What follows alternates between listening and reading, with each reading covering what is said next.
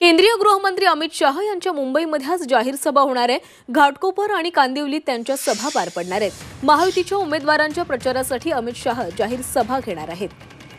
तर मुंबईच्या घाटकोपरमध्ये गृहमंत्री अमित शाह यांची प्रचार सभा पार पडेल। मुंबईमध्ये आज 2 प्रचार सभा पार पडतील आणि या प्रचार सभांची तयारी भाजपकडून करण्यात आली आहे आणि याचा आढावा घेतला आमचे प्रतिनिधी मनोज कुलकर्णी यांनी।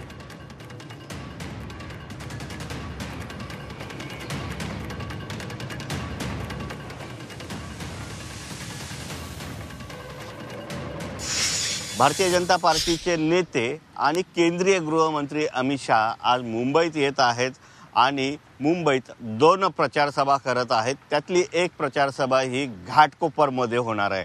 घाटकोपरच्या याच जनरल अरुण कुमार वैद्य या मैदानामध्ये ही सभा आज सायंकाळी होणार आहे आणि त्या दृष्टीने तयारी सुद्धा करण्यात आलेली आहे। जवळपास 5 ते 6 हजार खुर्च्या या ठिकाणी लावण्यात आलेल्या आहेत। घाटकोपर पूर्वचे जे उमेदवार आहेत पराग शाह आणि घाटकोपर पश्चिमचे राम कदम यांची ही सभा होणार आहे आणि या ठिकाणी ही तयारी करण्यात आल्याचं पाहायला मिळते। 5000 खुर्च्या लावण्यात आलेल्या आहे।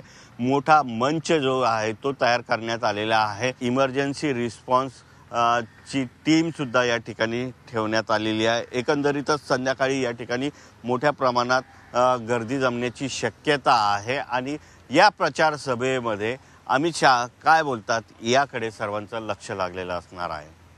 व्हिडिओ जर्नलिस्ट सुमित भालेराव, मनोज कुलकर्णी, झी 24 तास मुंबई।